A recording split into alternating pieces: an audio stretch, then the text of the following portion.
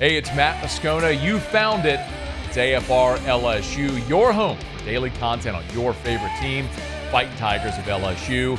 And we're proud to be presented by BetUS, where this football season, get a 150% bonus on your first deposit and a 125% bonus on your next two deposits up to $2,000. Be sure to use the promo code YouTube150. Now, enjoy the video.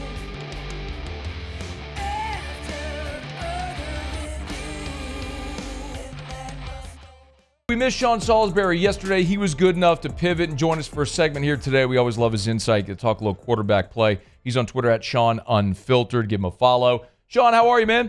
I'm good, Matt. How are you, buddy? I'm doing great, all things considered, but the game this weekend really stunk and kind of put a damper on a lot of things around here. You know, you and I talked last week about the turnovers, the issues that Nussmeier had against Texas A&M, and then they roll into the Alabama game, and there's 3 more turnovers. I mean, Sean, what do you attribute this to? Have defenses sort of identified something where they're able to confuse Garrett? Is it just bad decisions? Like, what do you see?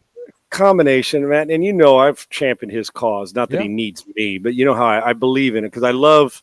First thing I always start with toughness and football IQ and guys that grind. I do, and that he's stuck around. That things matter to me, and he's a damn good football player. But 2 things about this team and him in particular as well. If you would have told me that I was going to see what A&M did to them almost times 2 in the run game, I that's as shocking a thing as, I mean, there's a lot of shocking stuff in college football. I can't believe what I saw now back-to-back years with knowing, and I told you before this last week, I said, you got to make him one-dimensional and make that one dimension him beat you from the pocket. If he beats you with his feet on the one dimension, it's going to be a problem. Yeah. And Milroe did. Now back to Nussmeier. After watching him roll through some early, when he turn the ball over but get back into it, and from the USC game and the development and growth with the way he was throwing it and decisions he was making, I'm like, he may miss some throws, but this dude, you can win a lot with him, and he's really good. And I don't know because I'm not in his head, and none of us are. I don't get to sit around with him at home or have conversations like he and his pops do. And it's a dad to son and a coach to his son, or around the locker room, or what he is with his buddies hanging around. So I don't know where between the years, because I don't care how good you are. When you do it on a national stage twice where you put your team in a bind, that'll have an effect. It happened to me in college, where by the 3rd time, it's like, can I get over these stupid mistakes? And then finally you do, and you get back into it. But to the player and the quarterback, it feels like it lasts years. And I'm not kidding you. So I'm not trying to play psychologist, but from my vantage point in watching him, there feels to be, and I've seen this in quarterbacks before, that, decisions. Obviously, we can see when you're throwing it, when somebody, you can't throw that ball. Certain throws you'll make. And then all of a sudden, then you grip it a little harder. Then you force it. You see stuff. You borrow trouble. You start seeing ghosts as a quarterback. And then the decisions you normally make around time are a split second later, and that ball, instead of the throw, it's the bender. What was that, Auburn? The one we've talked about ad nauseum. The Ole Miss game, yeah, the Ole Miss game. That's right, down the middle. And then you turn right around, and then you don't make it the next time. And then if he's late with that throw, boom, then it's not complete. So what happens? You turn the ball over in big games where God in the world are seeing 2 of them. It can't help but affect you. Now it takes a special guy to say, I'm gonna keep chucking it, and he will. But he's been part of the problem. We'll get right back to the video. Told you the wild scenario about how LSU could actually get to Atlanta as part of a 6-team tiebreaker. It's not that unlikely. So can't win the SEC championship if you don't get there. LSU's got some pretty good odds. You want to bet on it with me? You can do so at BetUS. Remember, use the promo code YouTube150 and you get 150% bonus on your first deposit, 125% bonus on your next 2 deposits, up to $2,000. Let's check out LSU's odds to win the SEC. It's easy. Go to football. We'll hit the drop down, and we're going to select college football. Then at the top of the college football page, you'll see NCAA conferences right there. So it's this easy. We're going to scroll. We're going to find the SEC. There it is. LSU's odds are plus 2,500. Now, again, may feel like a long shot, but if LSU wins their next 3 games, Georgia beats Tennessee, Arkansas beats Missouri, LSU at 6-2 is in Atlanta, possibly playing Texas A&M in a rematch. I'll take plus 2,500 on those odds for a swing. So let's come over here and find out how much we're going to bet. Look, we'll take a shot. $25 to win $625. That's why I love those odds. I'll take that shot. Place my bet. We'll confirm it right there. And just like that, we're locked in with LSU plus 2,500 to win the SEC. You can join me over at BetUS. Remember, use the promo code YouTube150 and get 150% bonus on your first deposit and 125% bonus on your next 2 deposits up to $2,000. Go Tigers and enjoy the rest of the video. That's the other part. I cannot believe what I saw on the quarterback run with Milroe, and we saw it with A&M, and then with Milroe, and then with with Nuss, Garrett. I can't believe that this has festered into this. And now we're sitting here questioning, well, damn, what happens if it goes again? Are there 3 losses? They're in effect out of the playoffs. So I wish I could pinpoint, if I was in a meeting and got into his head, but just watching him on tape, ball seems to be a little late. Ball seemed that there's skittish isn't the right word for him, but you can feel that way, Matty. I'm just telling you can. This isn't just his ability to drop back, throw, and play. At this position more than any in sports, maybe pitching or when you're going through a slump as a hitter and you grip the bat tighter. But as a quarterback, having lived it, and then people starting to question and side-eye you, not only fans and media, but even your own teammates, whether they are or not, they're still like, what happened? I had a buddy ask me this week, what happened to Nussmeier? Who's a big football guy. I said, I wish I could give you the exact answer. It's not one answer, but I can tell you this, confidence and anticipation does a lot for quarterbacks, and you start to see 15 guys. He's got to get back to knowing, and it's so cheesy, but the basics of playing that position, because right now there's probably a lot of questions and people sitting on the fence about what kind of player he's going to be, which is sad to me. It's a bummer. You coach and tutor a lot of young quarterbacks. So if you were working with Garrett, and obviously you're not in the meeting rooms every day, I understand that. But right. if this was your pupil, what are you telling him this week? First thing I'd say is we spend way too much time in coaching and teaching, and I hear it a lot on the circuit. Right? No, don't do that. No, don't do this. No, don't make that throw. I've tried really hard, Matty, over the last decade plus or 15 years when I'm talking to quarterbacks or players or giving a speech or, leadership, whatever it is. I've tried really hard not to tell people, and especially in coaching quarterbacks, I try not to tell them no. I try to tell them, well, here's how maybe we can do it better. Right. And I'm sorry because I'm telling you what, fragile. This position, no matter how confident a guy appears, there's plenty of them that are insecure and fragile, and that's what drives them to be successful. You get what I'm saying? It's not just, oh, man, I'm the quarterback. It's a fragile position for superstars as well. I would simply start with one thing. I would ask him, I'd hand him a football or sit in a meeting room and say, do you really believe in your heart you forgot how to play? Do you really think you lost your skill set in 2 weeks, in 3 weeks? And he's going to tell me no. I'm going to say, okay, I want you to tell me 3 things that you're great at as a quarterback that you're great at. And he's going to tell me those 3 things. And then we're going to feed off, and I'm going to say, okay, well, you tell me what your perspective is of what's happened. And we go, this is just him and I talking, and we wouldn't be shared with anybody else. And he's going to tell me. So the point is, and Matty, when I went through my controversy in the broadcasting and got out, and me, I'm as self-deprecating, but also as open book and transparent as there is.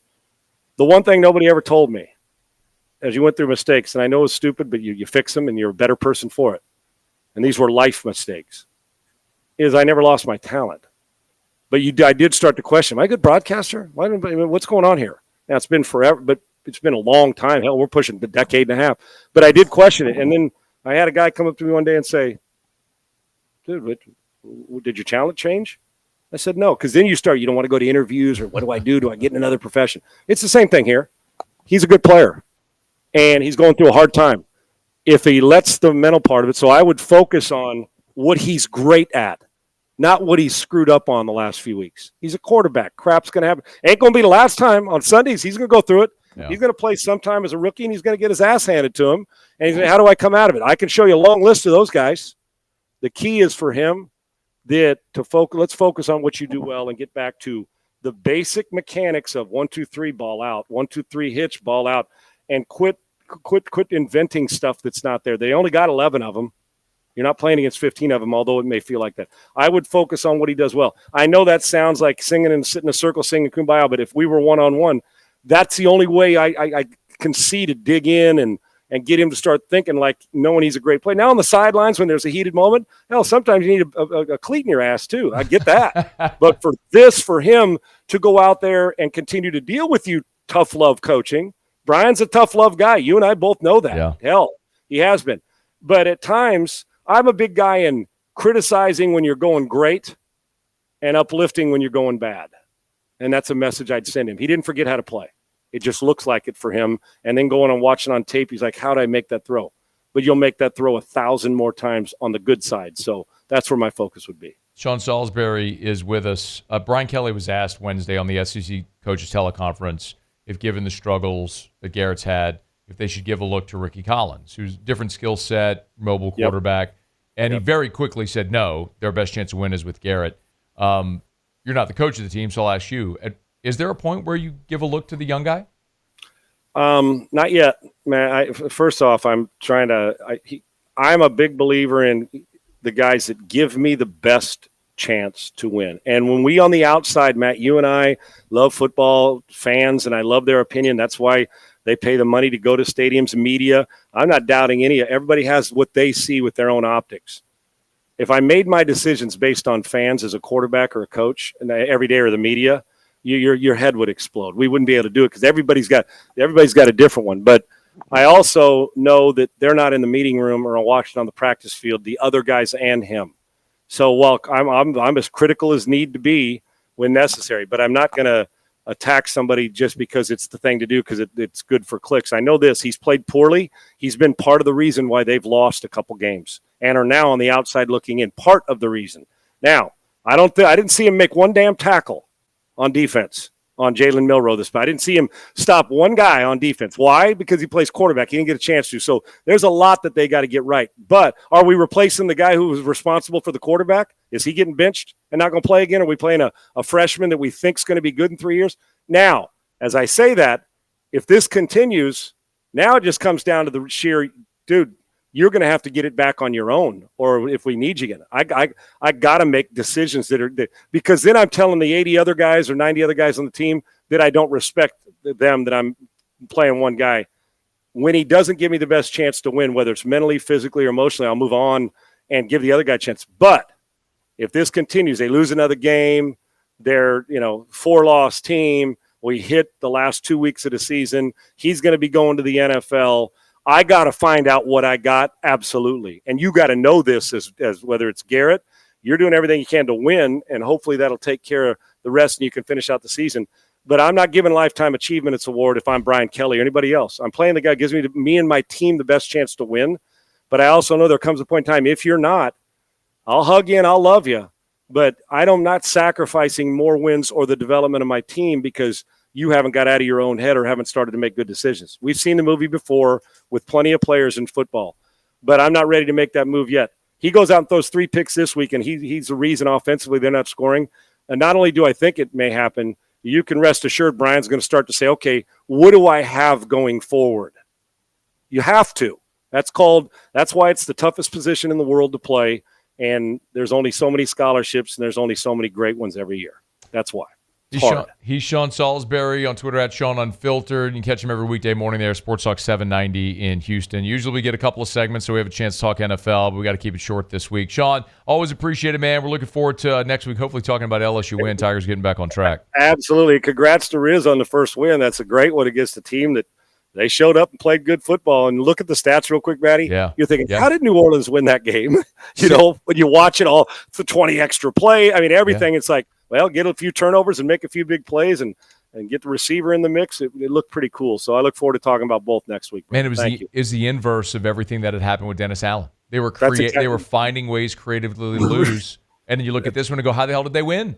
Right. And they found a way to win. And you say, well, the numbers tell me if I didn't watch the game, if somebody didn't watch, you'd say, oh, man, what was the score? Atlanta? No. Yeah. They won. So that's when those stats are misleading, the only one that matters. So it was really good. I was happy that you guys win. And it's always tougher to get the second one. So we'll see what happens. I look forward to it, brother. Thanks. Thanks, Sean. Thanks so much for watching the video. Do us a favor, subscribe to the channel, smash that like button, hit the bell so you're notified when we post a new video. And remember to support BetUS, where right now you can get a 150% bonus on your first deposit and a 125% bonus on your next 2 deposits up to $2,000. Be sure to use that promo code YouTube150.